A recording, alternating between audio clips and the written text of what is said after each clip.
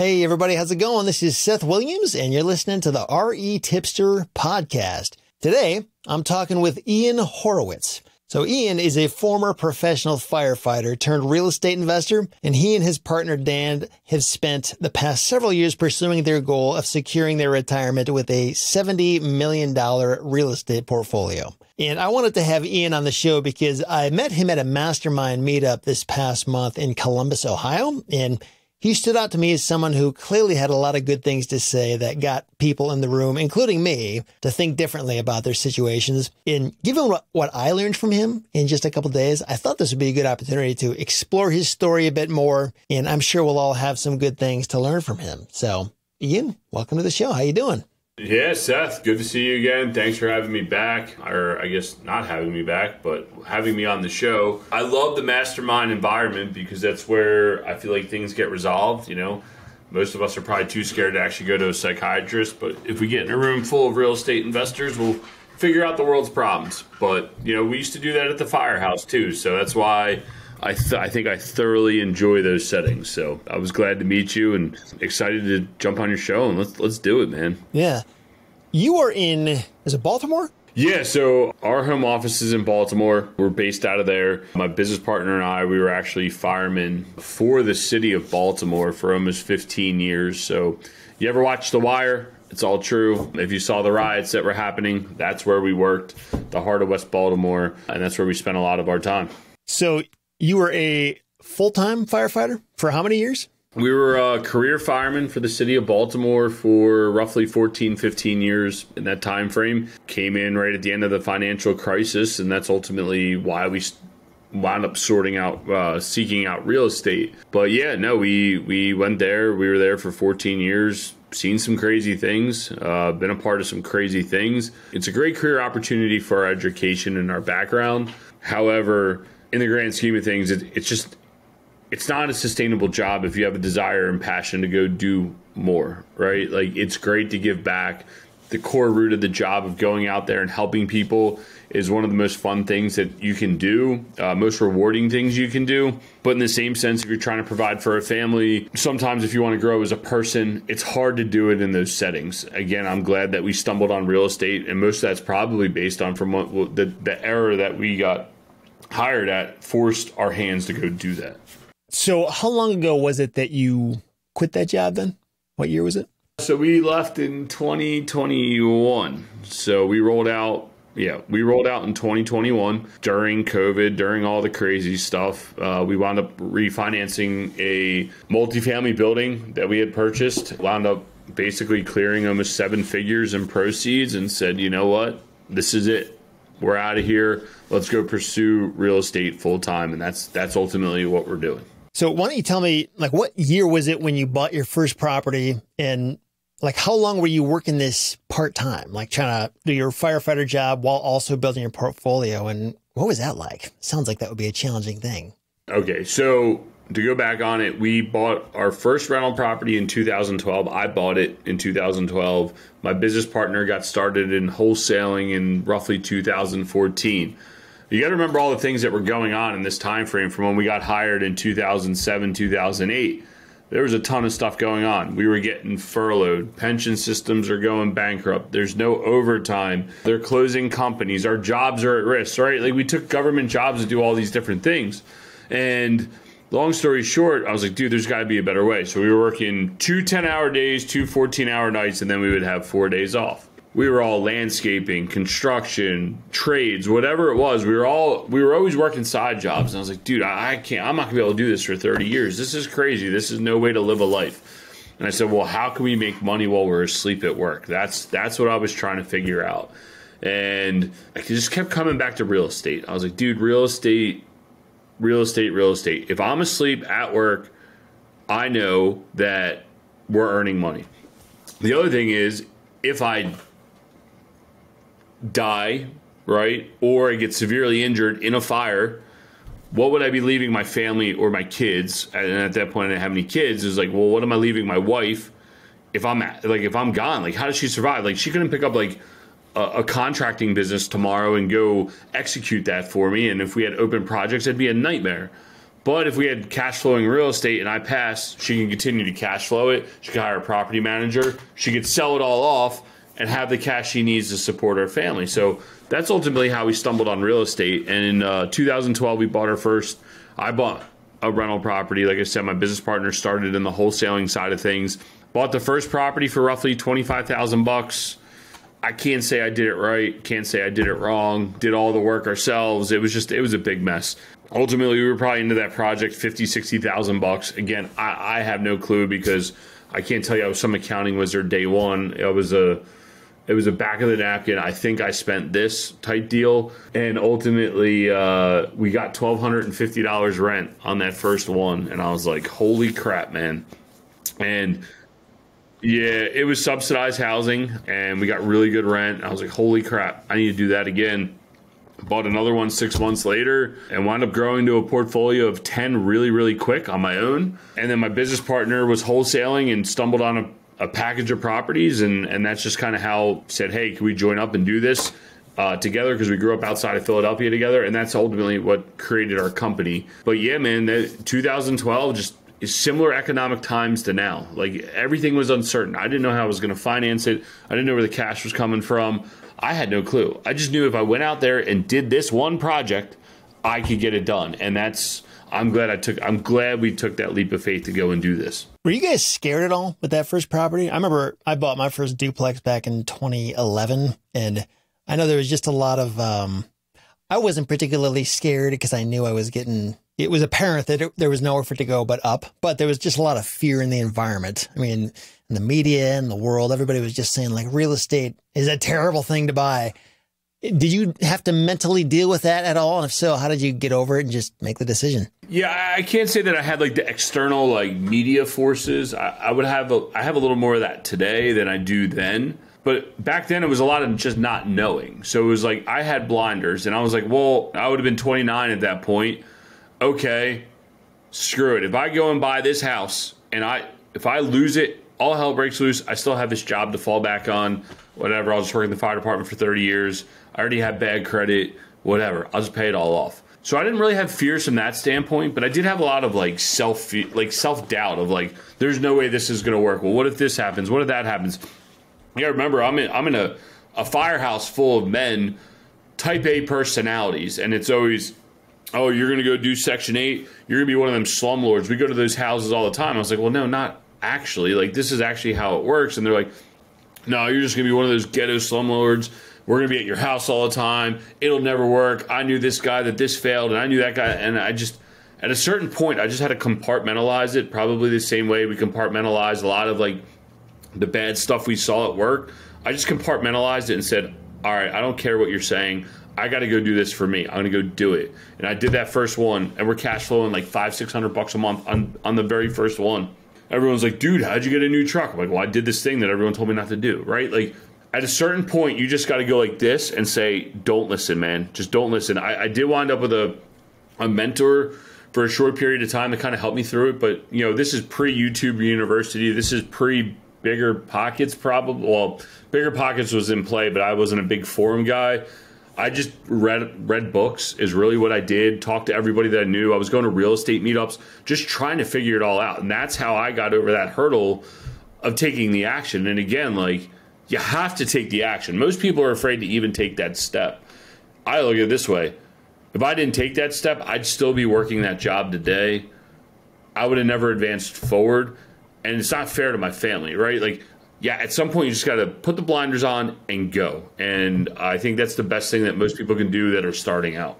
Yeah, it is crazy how many people like stop themselves before they even get anywhere. Like they don't even give themselves a chance to like pursue something. They just kind of have this cancel out mentality of just like, it'll never work because of this. I saw this thing on TV once, or I have a friend who failed at that, so it'll never work. And I mean, I can even honestly look at myself and say that I've done that with certain things, like said no to good opportunities because I just wasn't willing to even think about it.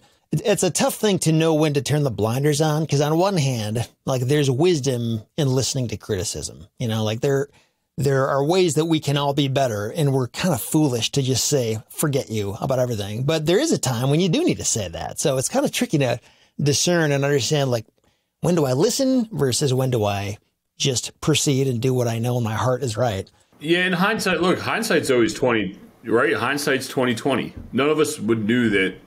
Like we all believe that we would be this successful that we are today, right? And I think that's why we end up in these mastermind rooms of like, holy crap, how did I end up here? Like I need to talk to someone else that had this crazy journey, right? Like we have similar journey paths, and it's like, oh my god, yeah, like this just happened and that happened, and like you look back and you're like, wow, man, I can't believe I did all this in that short period of time. But then if you go back to yourself then and try to look forward to say in 10 years, I'm going to have almost a 9-figure portfolio, or I'm going to have this massive following, and I'm going to have this huge podcast, like, or a portfolio, or flipping land, like whatever it is, you're like, there's no way, like there's just no way, right?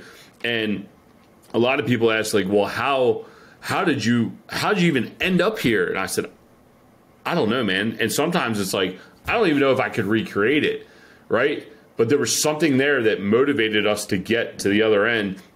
And when we talk about putting on blinders, we're not talking about putting on blinders and doing stupid deals. We're talking about canceling out all the noise from, it might be your mom, it might be your wife, it might be the most respected person that you know that says this is stupid. But if somewhere deep down inside, you know it's right, you're going to make it work, you have that burning desire, you're going to go. Most people give up. And we would see it all the time in Baltimore because we would get a lot of money come down from New York. We get a lot of money come up from D.C., Philadelphia, all the surrounding major cities, and they come in, I can handle Baltimore, and they throw money at their problems, they give up, and next you know there's more vacant houses, right? And you would see it all the time. Most people don't have the grit and determination to complete what they set out to do. And those that do, that is what gives them the ability to take the next step, to do the next deal, to grow the portfolio, to grow what they're doing. I'm Seth. I'm sure you can talk about it. Like, you probably remember your first podcast. It probably sucked. I look at my first podcast. It sucked. I guarantee you it was terrible. And it's like, well, if I didn't keep going back and just trying it out over and over and over again, I would never have one. You would never have one, right? Like, and most people, again, just they give up on themselves way too soon. It's not easy, right? Like, if it was easy, we would all do it. I give you all the cliche sayings, but they're all true, every single one of them. So let's talk about this portfolio. So are you saying, is your goal to get to 70 million, or is it already there, or where are you in that journey of getting to where you want to go?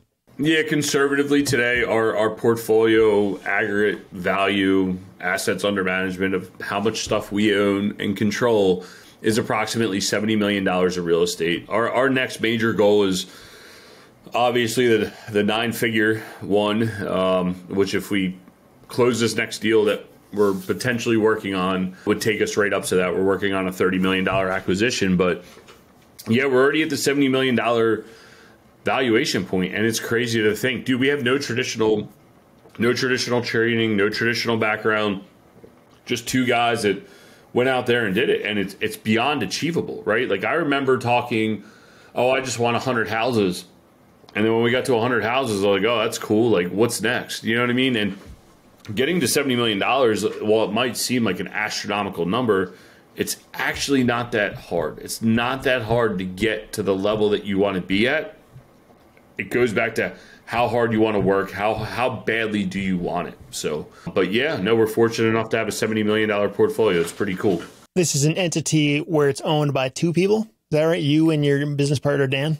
Yeah, Dan and I own the majority of it. Some of our deals are syndicated. We have investors that come in and invest side by side with us. We have some deals that we just own straight up. We have some deals where we have full-blown, equity partners that we're like each a third ownership on, right? Like we do it in every different way. And it's like, what you talk about in like land flipping or even wholesaling, it's all just a tool in the toolbox, right? Like, yeah, would it be cool that we own this portfolio and it was 100% ours?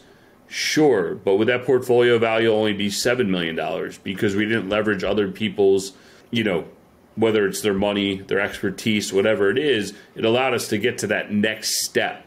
And getting to the $70 million number, I don't want to say it was like important to us, but it's created scale within inside of our business that's hard for things to not stay in motion every single day, right? And that was part of some of the motive behind it. It was, we wanted to be financeable, but we also wanted to have a business where it operates on its own and it's living and it's breathing.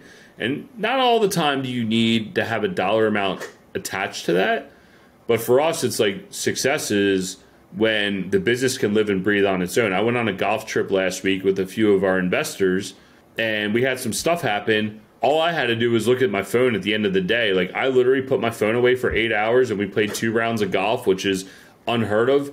I didn't answer my messages till we got back to the house. I saw we had an issue. Our project manager already had it handled. He had already contacted the insurance agent, and a resolution was already in place. Our leasing agent inside of our office, she had already contacted the program to handle the stuff for the tenant. Like, things were already in motion, which is really cool. And when you look at it from that standpoint, what does scale give you? What does a $70 million portfolio give you over a $7 million portfolio? It's that full-blown autonomy, right? Like, it lives and breathes and operates on its own, and it's harder to stop than it is a one-man band that's like, okay, well, I feel like working today. I'm having a crap day. I don't feel like working today. I got this problem. I can't work today, right? Like, having that scale allows you to continue to grow, and growth is not just acquisitions. Growth is success of other people, monetary, purchasing new properties, but just great operations in general. That's all what growth is, and having this allows us to have that growth. When I hear $70 million, even though that, was built up over 10 plus years now, that number does kind of sound astronomical. I mean, it just seems like so far beyond anything. I'm just putting myself in the mind of a new person who's starting out. Maybe they have one rental property or something. To get to that point, I assume there were probably certain pivotal decisions or pivotal moments that helped you get there. Like maybe when you decided to do syndications or upgrading to a certain property type, or if somebody wanted to replicate your journey, or as you just look back at how you started with one rental property and now you have what you have today, like, how did you do it? Like, what were the things that really helped you get there and move the needle? I would say there's a few things. One was always having an open mind, not always saying yes to every opportunity, but always having an open mind, understanding what other people are doing. I used to tell people we had an unfair advantage. Towards the end of our career, we were working 24-hour shifts. I'd be up all night. We'd be out on runs or fires. I'd just be scrolling other people's deals, how'd they break them down, what's going on. I was like literally consuming information 24/7, right? Like, so to me, that's one. It's just having an open mind and understanding what everyone's doing. Number two, and this is what I tell a lot of people, is we hyper concentrated on single family real estate. That is what we did. That is where we cut our teeth. That is where we learned everything. Acquisitions, dispositions, capital improvements, leasing agents, how to set up our leases, bank financing, because it's such a smaller amount. You get to understand the inner workings of the bank, how to set up a personal financial statement, all these different things. And in that growth process, it's like, man, okay, like I'm doing all this work for a $100,000 house. What if I could just find one multifamily property at $1 million? It's all the same work. Well, we had that opportunity. We had a deal come up that was about $500,000. It was the biggest purchase we ever did. We never did a commercial transaction. We just kept saying, all right, well, it's just 7 houses once, right? Like, that's how we looked at it. And I was like, okay, cool. We're done. Now here's the next set of hurdles. And by us cutting our teeth inside the single family space, we knew our process well. We knew what our team could handle. We knew that capital improvements is our favorite thing to do, and that's the best thing that we do. And we can handle CapEx better than most people. There's a burnt down shell. We bought a burnt down commercial building and renovated the whole thing. Everyone else was too scared to do it. We jumped in there and got it done, right? Like, we knew that from doing our single family stuff. And doing the single, and I'm not saying everyone needs to get into single family. You could get into flipping land. You can get into multifamily or self-storage. You can get into all those different asset classes day one. Whatever asset class you get into day one, go and dominate it. Become the number one in your asset class. Then you can start to look and say, you know what, man, this is nothing more than a widget machine. I stick a cog in the top and a widget comes out the bottom, right? And you're like, oh, man, that's cool. Okay, so now when we look at it from our standpoint, it's like, man, we did single family real estate. Great. The next natural progression was into multifamily. So then we did a multifamily deal. And we're like, man, we just did a commercial transaction. What does that look like? Oh, we kind of toyed around with some industrial spaces and some other stuff and some stuff that we like, some stuff that we don't. And then we stumbled on storage. And now it's like, okay, well, we're really good at storage. We're really good at multifamily. Those are our two favorite things to do. But like, Right now, at the time of this recording, April of 2023, we're literally wholesaling a single family house because it came through our network of people that we know. And they said, hey, I got this deal. I got this property that I inherited. Do you want it? And we said, yeah. And we're about to make almost 70 grand on it. But again, it's a tool in the toolbox, you know? So by doing single family real estate really well, it has graduated us into other asset classes that are much bigger and better and have more growth opportunity. But we're still not also too good to not do what we know how to do really well. And I would say, to me, that's the number one thing you can do, is get really good at one thing. What are all the different property types currently in your $70 million portfolio? So we hyper concentrate on self-storage and multifamily. We have a lot of that. We have a pretty decent sized single family portfolio.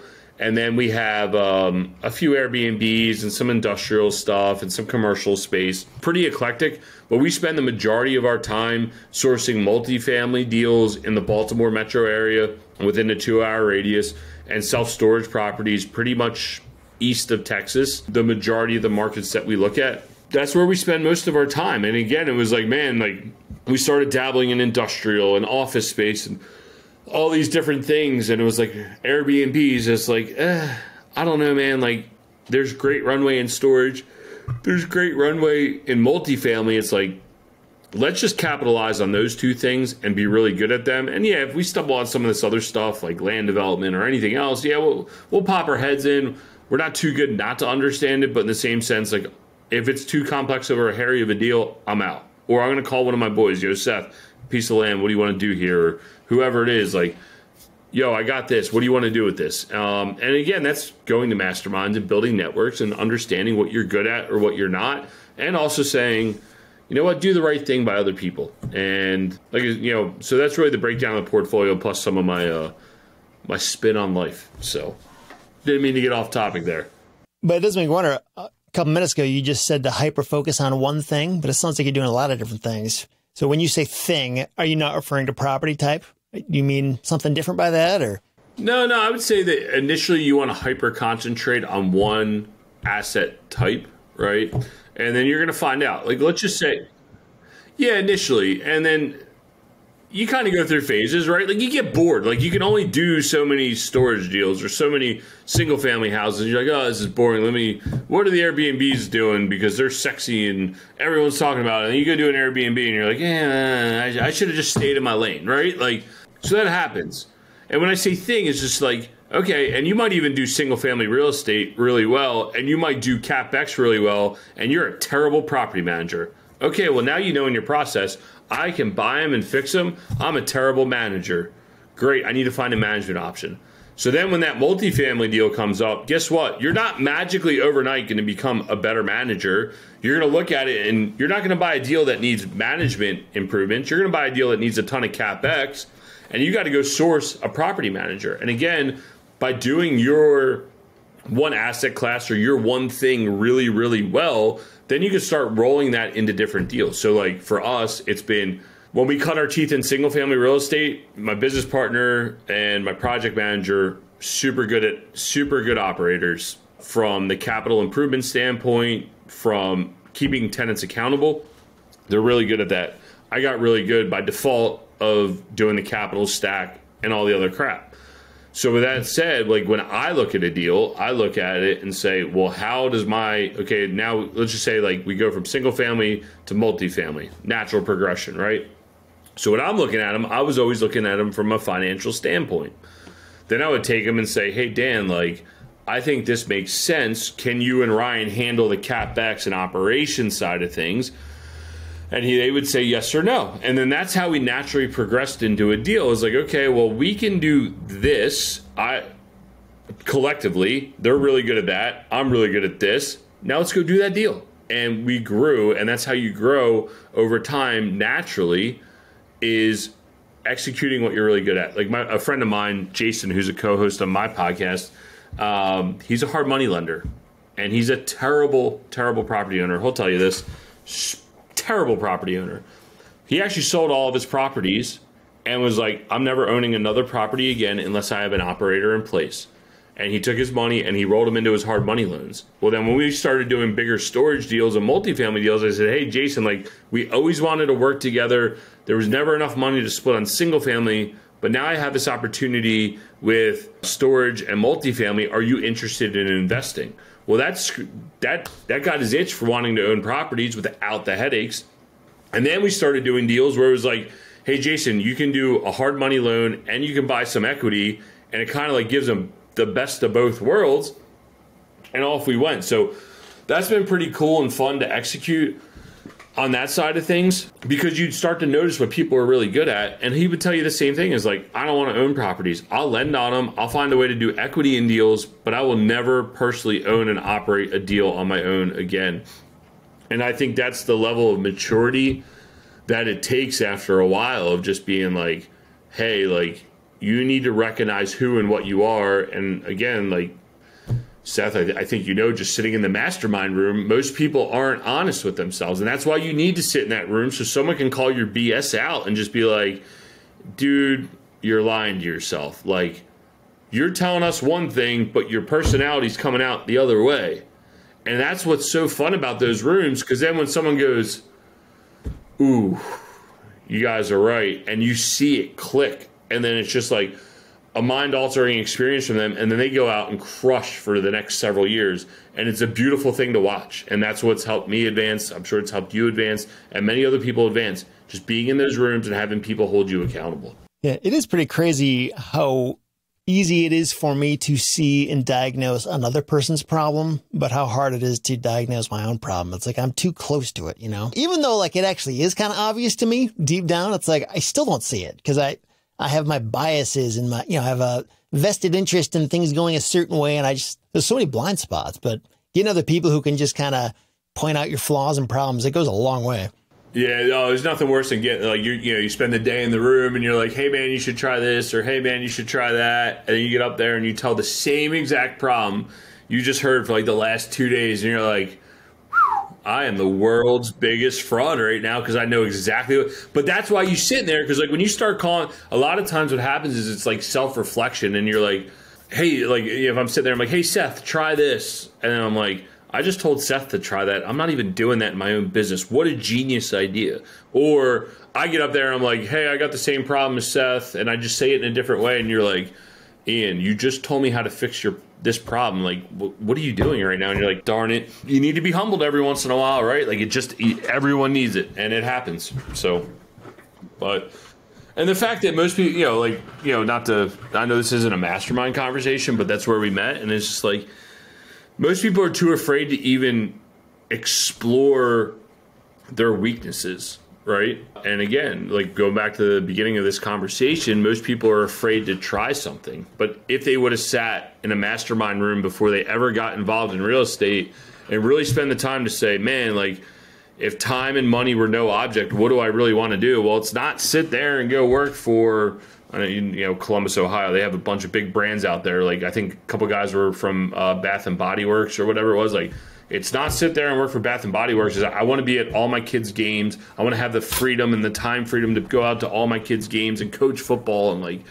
all right, cool. Like let's build a lifestyle around that. You know what I mean? And I just think it's like important, and people should concentrate and invest in themselves, whether it's going to mastermind rooms, it's journaling, meditating, whatever your morning routine is, it's working out, whatever that outlet is for you to free your brain and allow you to break the mold of what they consider normal. And that's, for me, the college route. I'm out on college. The W-2 route. I'm out on the W-2 route, right? Like whatever it is for you to break the mold and control your time, I think that's uber important for people to spend time and do, and it will change the trajectory of your life more than your wildest dreams. Just remember, I should go find pictures and give them to you of me when fireman. Like I was literally just a dumb fireman that wanted to go to fires, and we've built this massive portfolio. Yes, some of it's by pure accident and a lot of it's by grit and determination, but knowing what we want, that we didn't want to go work for a department for 30, 40 years and being stuck and a slave to the man, Sorry, you got me on a rant. I apologize. No, man. I do that all the time. Rants are fun, aren't they?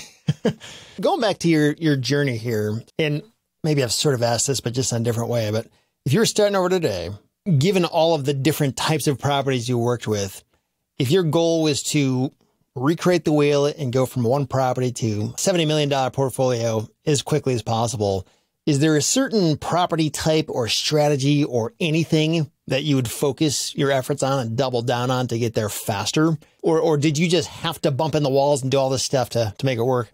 No, I would say it's not so much of like what I would have done. It's having confidence in myself earlier. If you don't mind, I'll rephrase the question. If I lost it all today and I had to go build it again today, what would I do? I would go back. I would do some single family real estate, get my feet wet again, right? Like make sure I have my team, my processes in place, and I would jump to commercial assets much quicker. We've always been legacy owners, cash flow owners. That's always what I look at. I would make the jump from single family real estate to commercial real estate a lot quicker. The rewards are much larger.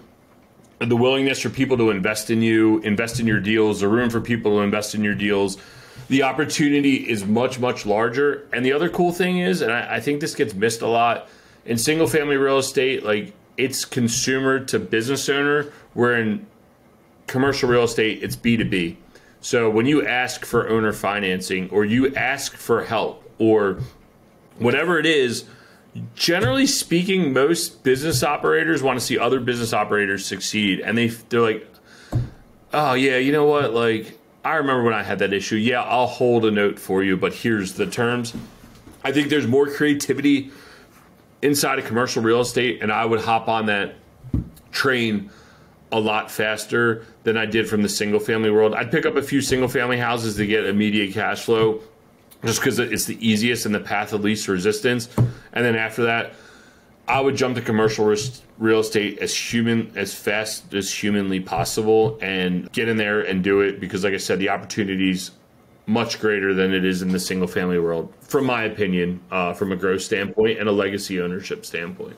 I don't know why I've never put that together, the significant difference between business to business versus business to consumer, because you're right. I mean, that's just like a totally different mindset. Although when you're dealing with like apartment buildings or self-storage, that's not necessarily business to business, right? So when you say commercial real estate, because of that benefit, is there a specific kind that you're thinking of? Like a office space or something, or triple net lease, or? Yeah, the owners are just a little more sophisticated in multifamily, storage, commercial real estate in general, right? Like when I say B2B, they have more of a business mindset. Let's think about this situation. You're talking about like purchasing a property, right? Not renting a property? Yeah, let's think about this situation, right? Grandma has a house. She dies. She leaves it to her 4 kids. Those 4 kids are fighting over because this is the penny that's going to... They inherited this house. It's worth $1 billion. It's going to get them all out of debt. Okay. Well, that was just grandma's house. It's worth 50 grand. You all out of your mind, and I'm not dealing with all this drama. Now, grandma owns a self-storage facility or the multifamily property in town. She dies, but she's had such a successful life. This wasn't her only prized possession. She passes it down to her kids who are successful. They say, you know what? This was grandma's business. I don't want to own it. I want to sell it. Okay, cool. We come along and say, hey, we want to buy your multifamily or your self-storage property. And we start talking to them and be like, yeah, like this is a family business. We want to create the family and whatever else. And, this is what we're going to do for our kids and this and the other thing. And they go, you know what? Like, we would never have the opportunity to sell this multi-million-dollar asset to you without grandma. And I recognize that. Or grandma had such massive success. We would love to see you have success with it. We just never had the opportunity to follow in grandma's footsteps. So we're happy to sell it to you. There's a much more motive to do business, whether it's getting the asset sold. There's pressure from banks. Like there's a lot more reason for commercial real estate to move. Whereas in single family, it's a lot of the D's, right? Divorce, death, and I forget the other one, whatever it is. But like divorce and death are like the 2 motivators for people to trade, right?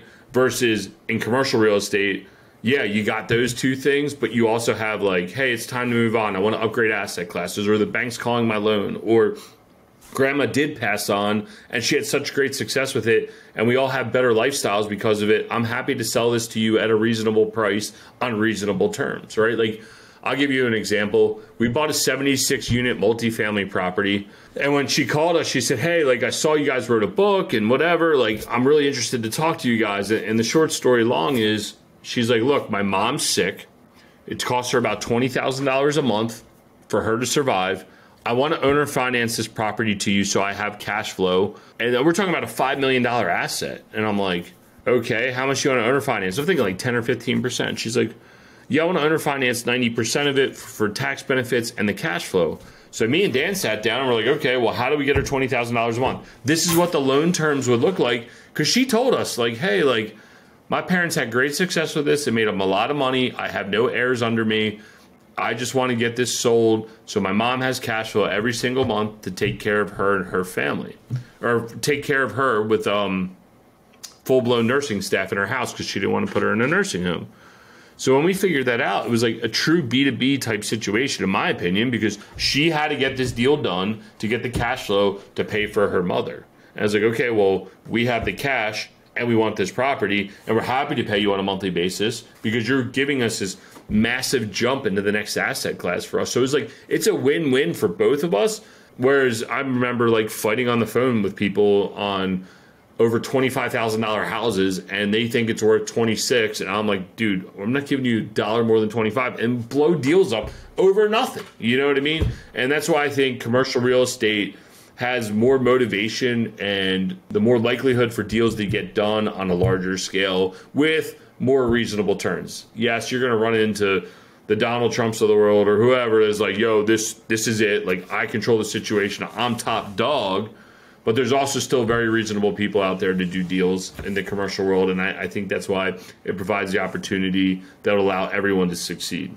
Getting me curious, how do you find your deals? I know it probably varies when you're talking about single family homes versus $30 million purchases, but you know, I just, what's your secret sauce for that? Is it like direct mail or are you just working through brokers or I don't know, where do you go to find these properties? I'm going to tell you the most bland answer that you have ever heard. The number one way we get deals in the commercial space, let's just push single family to the side. Commercial deals, I invest in the broker network. I know it sounds stupid. It sounds crazy. We spend most of our time curating relationships with brokers, and I'll tell you why. In the commercial world, there's a few things. Once you, like that 76 unit apartment building, when we bought that off market, that was a unique situation. Every broker was calling us saying, yo, dude, like, how'd you get that deal done? So the brokers are paying attention to who's buying and selling. You get credibility when you do that, number one. Number two, dude, you find a broker that's similar in age or a little bit younger. Like I got this buddy of mine, Jake, out of Alabama.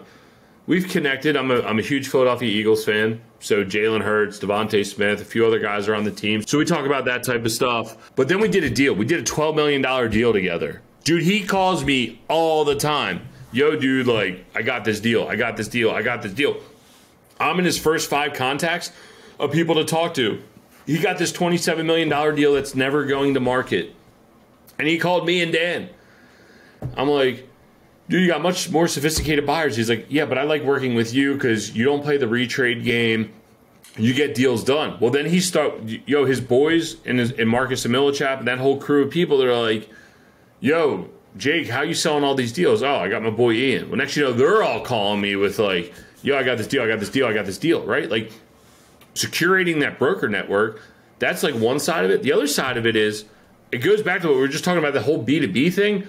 They got what I want, I got what they want. We just need to find that strike price, right? Like, I want the property, they want money. Brokers are known to be, they need their money because they're always spending it. Okay, well, broker, you're spending your money, do your thing.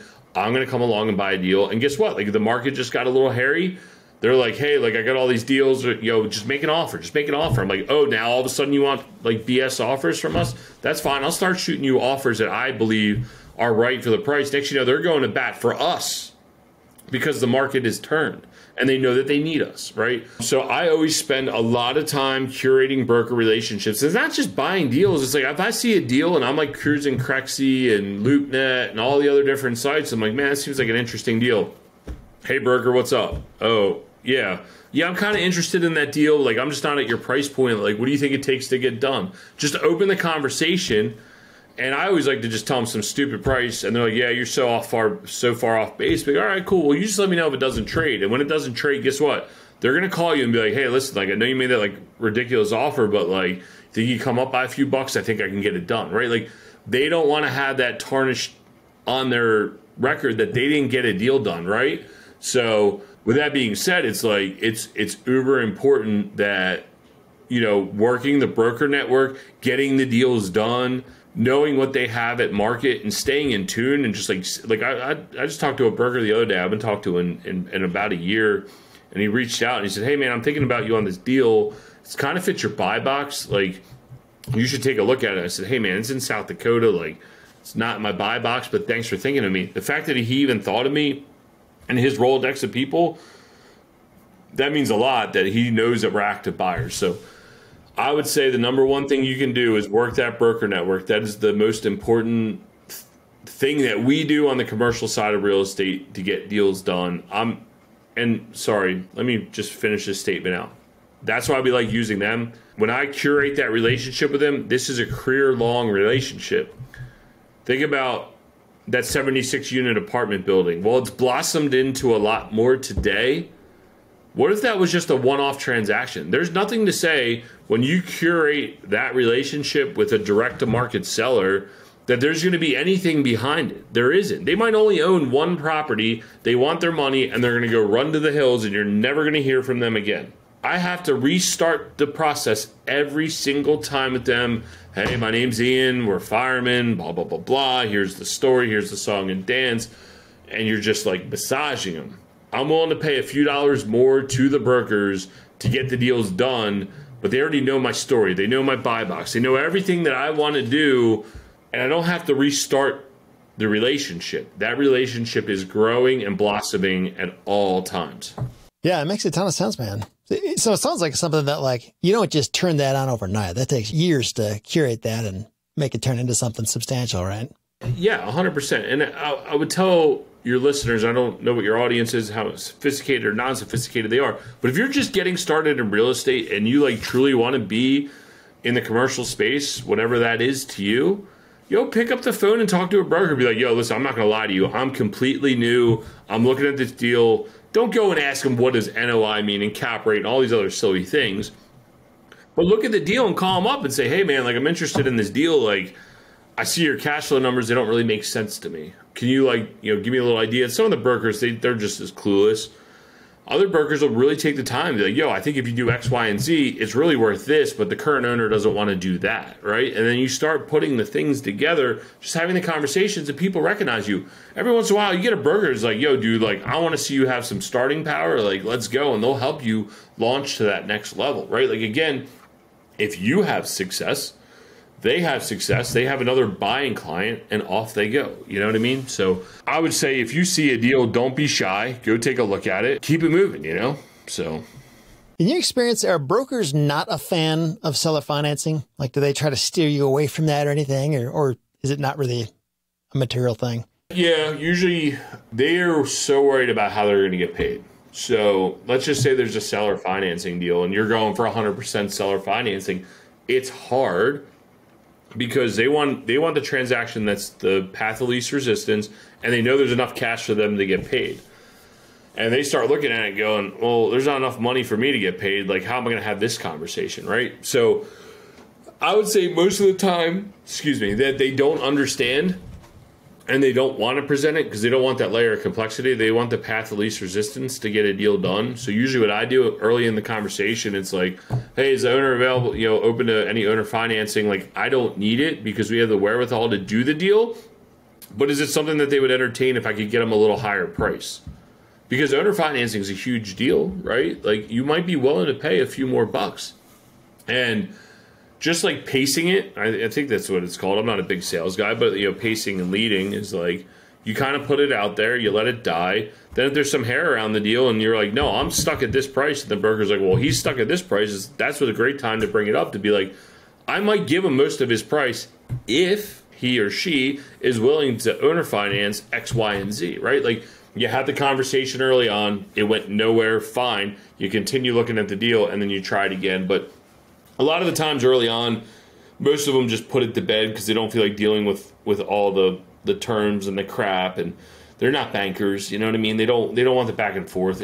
Owner financing is better suited one-on-one situations with sellers. Thinking back to when you got started to where you are now, like what were the biggest challenges back then and what are they now? How has that changed over the years?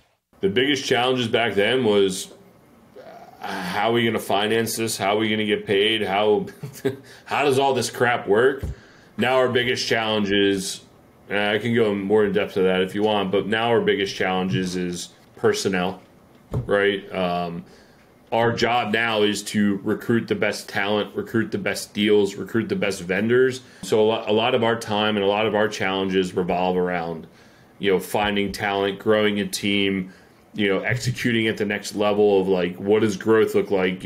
We went from flying by the seat of our pants to having to have budgets every year. We went from, we don't need any employees to now we have 13, we never worried about unemployment. Now you got to worry about unemployment, right? So the challenges, they remain the same. You just view them in a different standpoint because like the budget comment revolves around how do we get paid, right? Like that's still an early on challenge. It's still a challenge tomorrow, but now we got to do a lot more projections to make sure that that happens. The challenges are a little different. They're a little more like, I was never a corporate guy, but I would presume more of like C-level suite type stuff of like, talent and growth and what does the next phase look like and dispositions of assets. Like that's the challenges we face today. Whereas at the beginning, I think the challenges are all of it at the beginning, and once you start to hit some stride, your next major hurdle is hiring someone. Once you hire that one person, that challenge remains the same all the way through. It's just recruiting the best talent you can find and the best deals that you can find. But yeah, man, it's a little different, but it's all the same. It's problem solving. It's firefighting, right? Like that's what we do. We put fires out on a daily basis and try to remain proactive. And if the fire's burning, we don't go to bed until the fire's out. The end, How many people are on your team now? We have 13 employees, and technically we have one overseas employee, Rowena, love you. She does all of our social media content. So technically we have 14 team members that are with us. Some of them are part-time, some of them are full-time. It's just crazy to think, man. It is absolutely crazy. We have a head of management, we have a head of operations. It's growing into a true tree, and it's just amazing what it looks like as it grows, because then it's like, oh, well, it wouldn't be hard to fill this position if we just do this and we can monetize this here. I was like, boom, next you got bookkeeping or accounting. You got in a full-blown accounting department at a blink of an eye. You know what I mean? So it's real interesting to watch that side of the business grow and growing a team. It's fun, man. It's not growth because we want to buy more. It's growth because Ryan, who runs our operation, hey, Ryan, like, you want to buy some deals this year? Yeah, cool, great. We go out hunting. Hey man, I'm overwhelmed. All right, well, cool. Like the growth is behind the people. Like we truly concentrate on the people now, what they want, what their growth looks like. And the growth trajectory is not just about me and Dan anymore. It's about the team. It's about family. Dude, like we look at it is we're responsible for 14 families, dude. Like we have a lot of mouths to feed every single week. And that takes a lot of work to put the food on the table. It's just crazy to think, dude. But it's also awesome. It's beyond rewarding is how we look at it. How do you spend your typical day now? I mean, if you got this huge team and they're doing all these odds and ends, like I assume you get to choose how you want to spend your time, or you get to choose, I'm going to make this job for myself in the organization. Like what job have you chosen and why? Yeah. So oddly enough, I end up, maybe not oddly, I am the face of the company. No, I spend most of my time going out. I'm kind of like the chairman, the board, the president. I like to go out and talk and promote our company. I do a lot of the investor relations stuff and the acquisitions and the capital stack. I like the finance side of things, and I like talking to people. Naturally, early on, my business partner, he wound up going down the operations and accounting route. I went down the everything else route, so I wound up doing the acquisitions. I wound up doing investor relations. I do the taxes, right? Like I do everything else that falls to the bottom. So a daily day is usually, get up relatively early, do my thing, go for a walk. I like to get in between 8 and 9, kind of do all my important tasks in the morning, lunch hits, and then usually the afternoon's creative, free form, free flowing. I still go to the office every day. I haven't really figured out how to let go because I enjoy this a lot. I really do. I like being here. I like being surrounded. I'm in our Philly office right now. We're both moving back to Philadelphia, so we have one employee up here. I spend a lot of time with her. Dan's still in Baltimore for the time being, so he spends a lot of time with our team down there. But I like going to the office every day. Like, I can't imagine going and sitting on a beach every day. It's just not who we are. Like, we will continue to grind till the day we die, which I hope is another 40, 50 years from now, going out there and killing and doing deals, because you know what? It's fun, it's easy, it's rewarding, and I just enjoy being in the office and having conversations. Look, we all have crap days. Everyone does. We're all human beings. Some days it's like I'm blowing the day off, or I'll just sit here and watch YouTube all day. I'm a human too. It happens, dude. But yeah, man, that's what we do. It's a lot of, I wish it was sexier. I wish I told you I flew on private jets and I spend my days on yachts. It's just, I don't think I can let go. There's seasons. My season right now is to execute. This summertime, I might slow down a little bit and spend a little more time on the boat and golf and go flying. But I still need to be, I tell everyone, I need 4 hours every day. Just give me 4 hours, 3 to 4 hours. Let me sit behind the computer. It could be from 6 to 10. It could be from 10 to 12. It could be whatever the time frame is. Just let me sit in front of the computer for a few hours. Let me get my work done. I feel completed for the day. We can go do whatever else you want after that. I'm not good at going to do fun stuff and then trying to turn it on later in the day, because to me at that point the day's blown. So that's why I like getting in the office every day and grinding a little bit and then going out and having fun afterwards. Yeah, well, that makes perfect sense. So with this big team you've built, I assume you must have a way to reliably and repeatedly find good talent and manage these people so that everybody's functioning at their highest level and all this stuff. How do you do that? Like, how do you know you're talking to the right candidate? I'm sure you probably haven't always gotten it right, but do you have any tools for that, or any methods or processes you go through to feel confident about who you're hiring and knowing you're getting an A player? Dude, we've lucked out in our network so far. Talent usually presents itself. I think we're relatively good people, like, we're good at recognizing personalities early on from the fire department, from dealing with some days the worst of the worst and the best of the best people in their worst situation. You can immediately recognize how people are going to act. And I like to think that we're relatively good at identifying that early on through interview processes.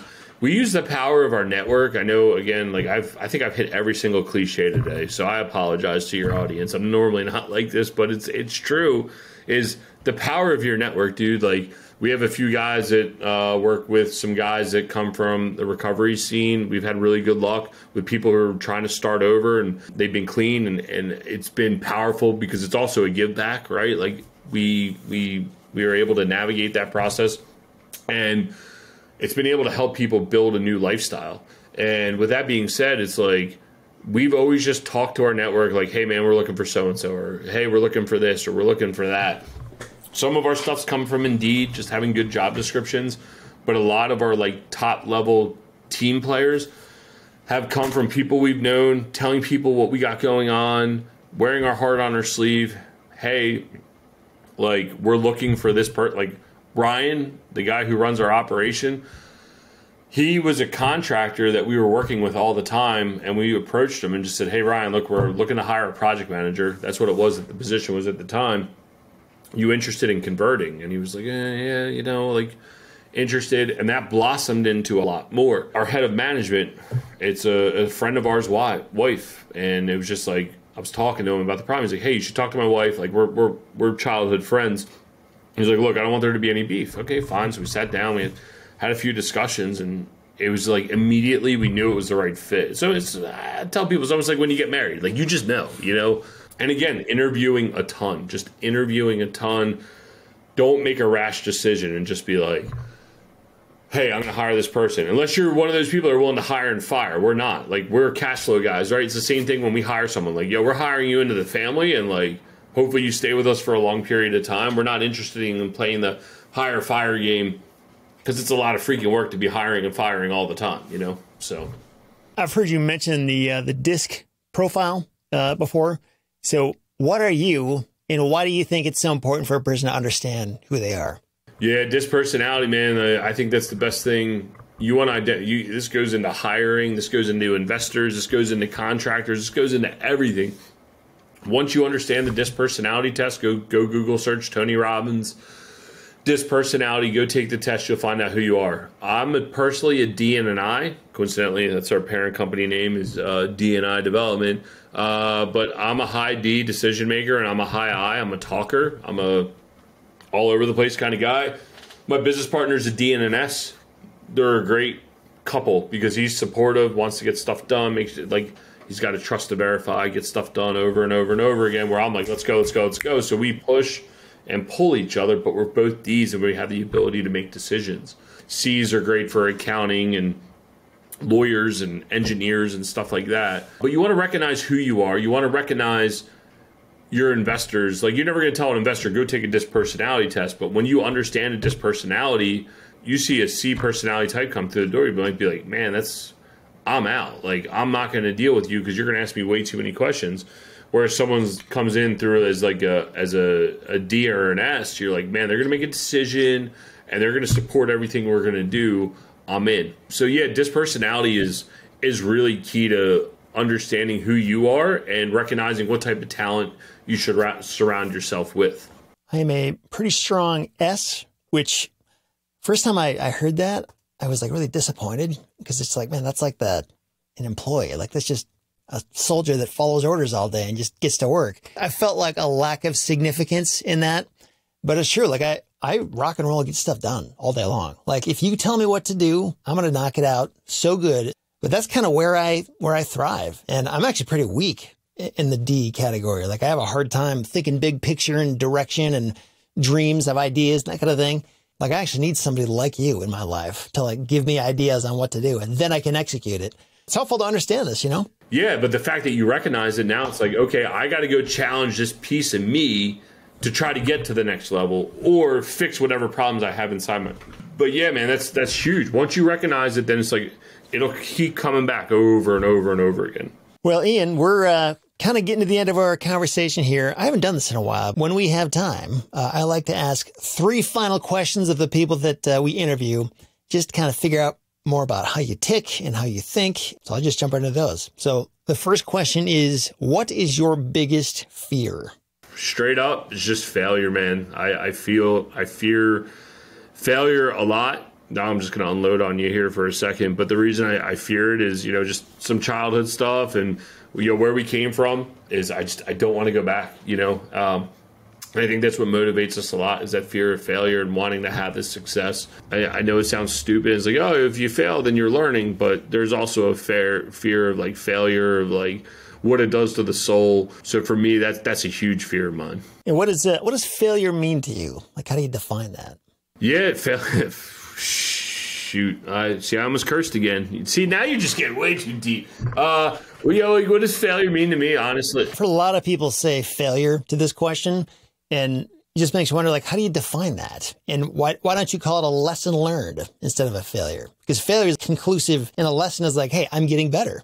Yeah, and I think that goes to like some of the stuff that is compartmentalized in here somewhere. I don't know where, but it's like, yeah, man, like you're right. If I said, well, it's just a lesson learned, then it's like, okay, well, then fear is nothing to be scared of. But I think the reason I'm scared of it is I've had some other failures in my life and falling flat on my face, and it's like, man, like I just don't want to go back there. So I feel like failure to me is like setting out to go do something at a high level, and then it completely like blows up, and it's like, man, it's a failure. And sometimes, yeah, it is just a lesson learned, and other times when it crushes the soul, to me, that's when it's truly defined as a failure. And those are the ones that you got to watch out for, that don't take you down the rest of this nasty road of I'm never going to do this again and the whole 9. And that's when people get stunned and don't want to try and don't want to put themselves out there. And I think maybe just my personality type, I like being out there and I like doing things that if that type of failure happened and I couldn't have outlets like this, that'd be really, really scary to me. Yeah, there's a guy named Francis Chan. He's got a famous quote where he said, our greatest fear should not be of failure, but of succeeding at things in life that don't matter. And that's another way to think about it. Because like there's a whole lot of stuff that we place a lot of importance on, but it doesn't matter. Like it has no lasting consequence. It's a very material, temporary thing that just doesn't add up to much. I think a lot of life is like that, especially for people who are achievers. Like we work so hard and place so much emphasis on these certain goals and we get them and we're like, that's it. seriously? Like, I put all that effort into this. Things just don't have the same luster when you actually have them and you've achieved them. So, I don't know, another thing worth thinking about. So question number 2, what are you most proud of? I am most proud of, this will be a selfish answer because I'm always proud of my girls and my family and everything that they do. But selfishly, I'm proud of everything that we've created. When, again, like I think we talked about it earlier in the podcast, to sit there as a new investor and try to look 10 years in the future, I only could think about having 100 houses. And now when I look backwards, 100 houses was such a stupidly small goal. And what we have today, to be proud of our 14 team members, the lives that we've created for all of them, the lives that we've created for ourselves, like that's, I'm like literally speechless, right? Like it's huge to me. And it's just, I can't even imagine what we've accomplished. And I can't imagine what the future looks like, knowing what we know that we've done in this 10 short years. Now, suppose you just got $100 million wired to your bank account and you're not allowed to stay on your current career path. So real estate is out, but you can do anything else you want for the rest of your life. What would you do? I would probably be an investor in other people's deals. It's my way around not being in real estate, but I would invest in other deals or other businesses, right? Like I like that team effort. I like being a part of something. I like helping other people and motivate them getting to where they're going, right? Like if you look at it, I motivate my investors to go do their own deals too, because I want them to make more money so we can all invest together and we can grow together. So for me, it would be investing in some sort of business. If I had that kind of money, I'd probably look at the airline industry because I like flying. I've recently gotten my private pilot's license and I enjoy flying. But anything that is really something that's fun and that we can explore what we are and utilize what we do well from, stacking capital and standpoint and just getting out there and doing it. And I guess maybe like with $100 million of like free cash, like maybe I would take like a day off and go do something fun with the family, but I can't guarantee that would happen. But I would definitely want to be a part of some sort of operating business and just exercise our brain power that we have today. And you never know, maybe we all get that one day, just magically boom in the bank account. So I'll let you know when that happens. Just from what I've observed of you and heard you say, it sounds like you're a gifted team builder. If that's true, that's an amazing thing. That's a gift that many people don't have, including me. I've thoroughly assessed myself. That's not one of my core areas of competence. But I know other people like yourself who are very good at that. And I got to tell you, it's a huge service to everybody who gets to be on your team, because essentially what you're doing is you're making room for them. You're giving them opportunity that they wouldn't otherwise have. And especially when you enjoy it and when that's a life-giving activity for you, it makes it all the better. Like people on your team recognize that. And I think it brings them to life too. And I want to encourage you, if that's something that you know you're good at, like keep doing that. Like I would say, do it until your last breath, because it doesn't just serve you, it serves everybody who gets to work with you. 100%. Oh yeah.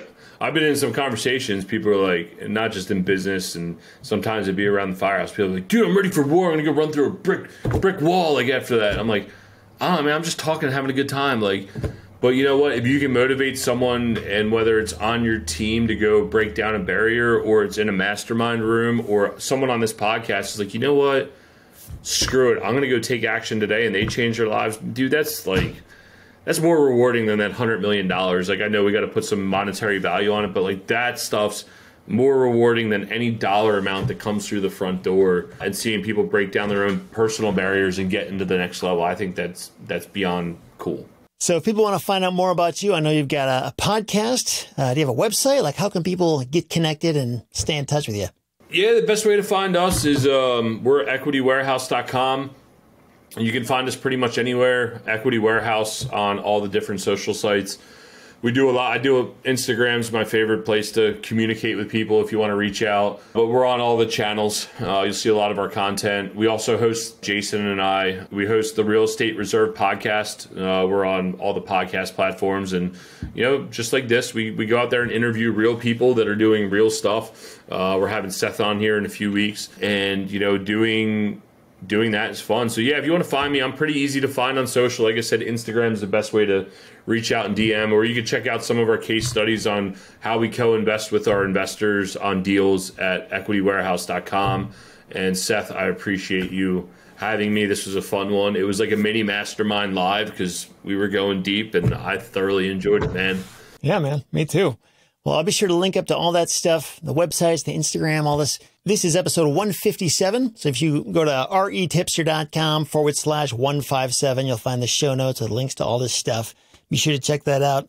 Ian, thanks again for coming on. It's awesome to talk to you again. Hopefully we can talk more in the future. To all those listening out there, if you're listening on your phone, go ahead and text the word free, F-R-E-E, to the number 33777. You can stay up to date on everything going on in REtipster world. So thanks again for listening, and we'll talk to you next time.